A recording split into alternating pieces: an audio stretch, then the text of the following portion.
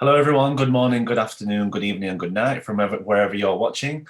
Today, I'm joined with our second participant for our Tomorrow's Engineering Week, Ewan Dorris, a graduate from SSE Generation.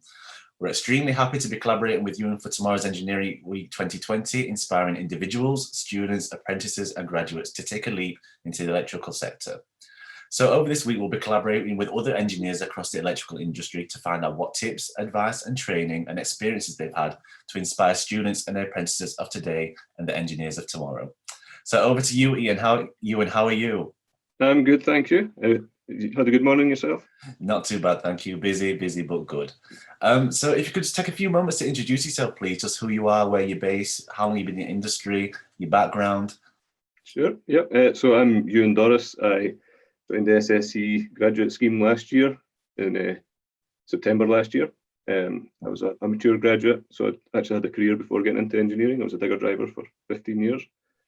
So spent 5 years studying, eventually got a master's from Heriot-Watt University in mechanical engineering. And since then, I was fortunate enough to get into the graduate scheme here and have been doing placements. So it's a 2-year graduate scheme made of various placements. So I've done some design development and a hydro scheme, some grid teamwork, and now I'm working in new technology. So all very exciting. Excellent. I'm currently based from home, as we all are at the moment, but I should be based in Glasgow. But because I actually live quite central to our 3 offices, I typically work more in Edinburgh and Perth. But with SSE, you can be all over the country, just depending on what particular placement you're on at the time. No, excellent. Thank you for the introduction. We're going to jump straight into the questions today. We've got quite a few bits to go through, if that's okay. So you just mentioned that you've actually switched industries now, that you're a mature student, which is great. Just going back to preschool and just the earlier time in life, from a young age, is the current role you're in now something that you always thought you wanted to be a part of?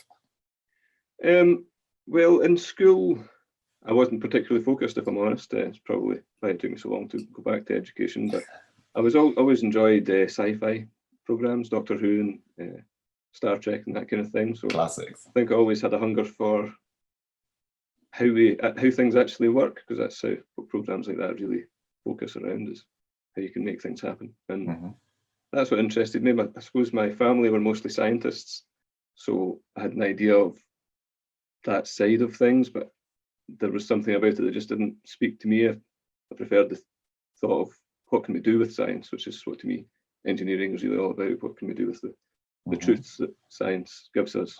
What can we then go on to achieve with that? So I think that was kind of the core driver for me eventually.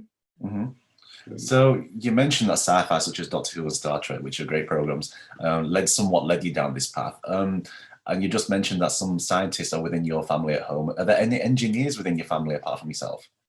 Not in my immediate family, but my grandfather was an inventor.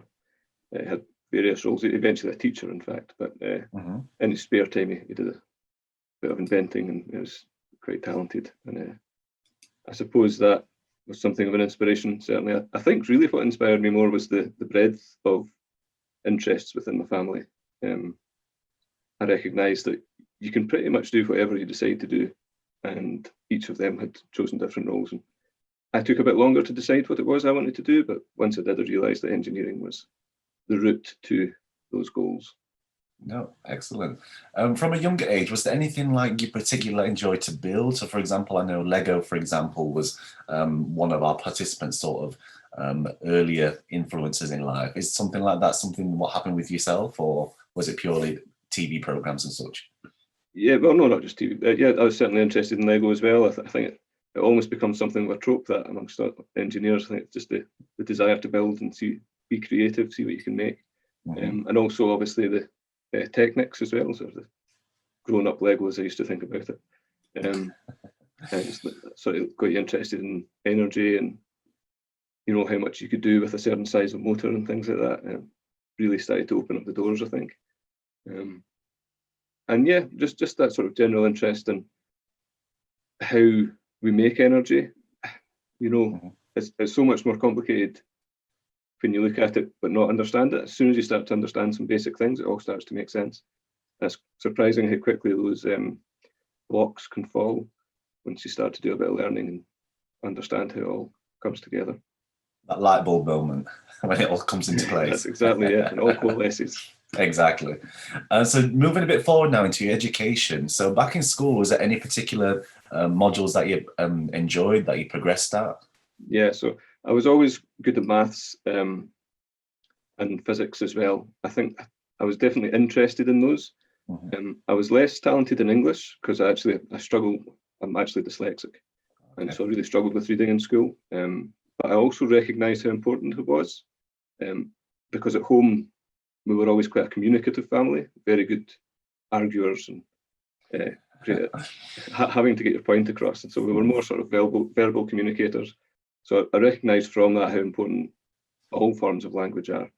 And in the long run, I spent quite a long time practicing my reading before I came back to studying. So it's quite an important thing for me. I recognised how important it was, even if I wasn't particularly good at it. Just trained myself to get a bit better. Oh, excellent. It's interesting you say maths and science. It seems to be a bit of a trend now from what I've been hearing from our other participants too.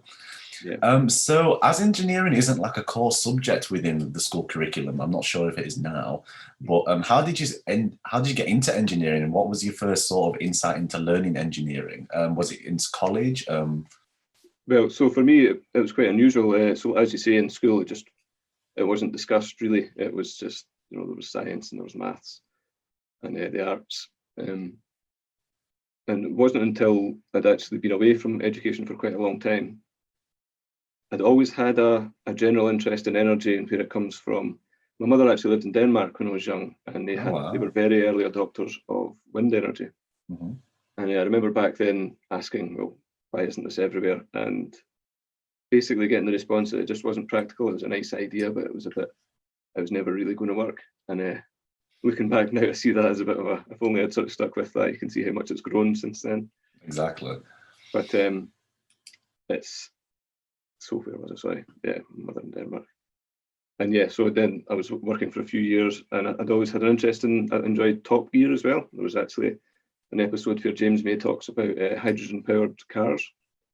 And that really sparked something in me because I had no idea that technology was so advanced. I'm not a keen advocate of battery-powered cars because I don't like the precious metals that they use and things. Certain aspects of that worry me. But that's my personal view, by the way. No. I won't tell you what I drive. But yes, certainly hydrogen-powered transport really sparked an interest for me. And from there, I started going back and practicing my maths and my reading again and looking at what was available to me. So from there I went to college, did 2 years in HND and some extra maths classes, which let me get into third year at Heriot Watt. And then a master's was available. So that's what I went for. And that was successful at that. And here we are today. And here you are, exactly. So what was your master's in? Mechanical engineering. Excellent. So what sort of modules did that include, the mechanical engineering? Yeah, so the standard ones for mechanical are thermodynamics, fluid dynamics, mechanics of materials, and there's like the thing now.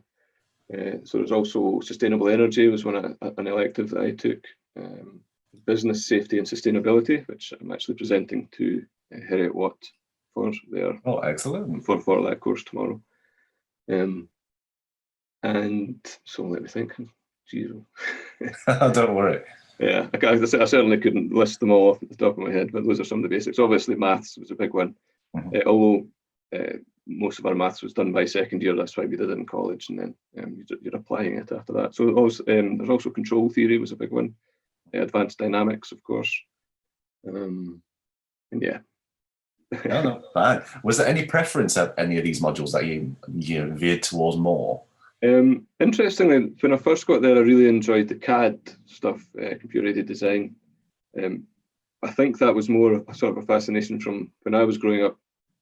You could really see the advancement in computer graphics. Okay. To be able to sort of play around with that was great fun. I would say that the fascination for that kind of passed quite quickly once you start playing with it. There's kind of all much of a muchness. Then I really got interested in thermodynamics, fluid dynamics, and sustainable energy. I think those were my key sort of interests. No, good.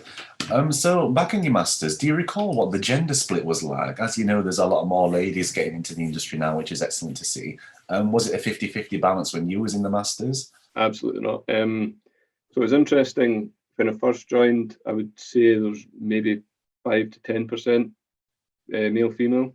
Wow. Yeah, well, 5 to 10% females. Mm-hmm.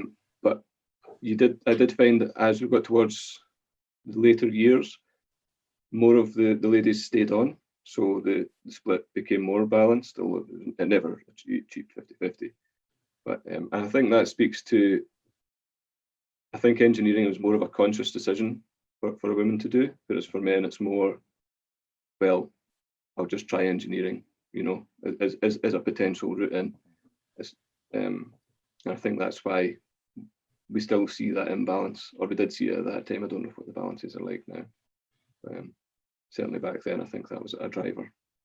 No, ladies are definitely getting more confident about joining the industry and making it known that it's more split, and it's great to see the development over time. And I look forward to see what it's going to be like in the coming years.